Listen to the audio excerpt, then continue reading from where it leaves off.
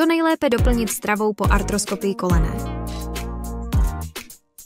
V případě artroskopie kolene v současné době se doporučuje jít dvěma základními cestami. Za prvé cestou protizánětlivou. Tam je velmi důležité zvýšit přísun tzv. omega-3 mastných kyselin z mořských ryb.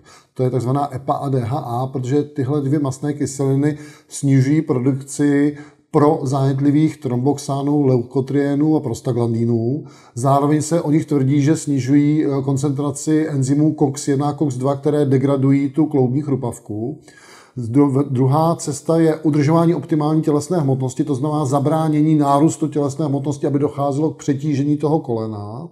A třetí je otázka samozřejmě kloubní výživy, k tomu je velká diskuze. Dneska se mluví třeba o velkém přínosu kolagenu typu 2, o kloubní výživě, jako je glukosamin, chondroitin a MSM v této kombinaci a v dostatečné množství. Ale myslím si, že správný přístup je kombinovat ty všechny tři cesty dohromady. To znamená protizánětlivé působení, udržování optimální tělesné hmotnosti a podpora z hlediska kloubní výživy, kde bych zdůraznil kolagen typu 2 a případně kloubní výživu jako takovou. Můžete to doplnit ještě třeba boselí, serátou, což je kadidlovník, který třeba pomáhá snižovat bolestivost kloubů, ale ta režimová opatření, to znamená udržování optimální hmotnosti, rozhýbávání, rehabilitace a kloubní výživa spolu s klasickou protizánětlivou výživou, to je vlastně ta hlavní cesta.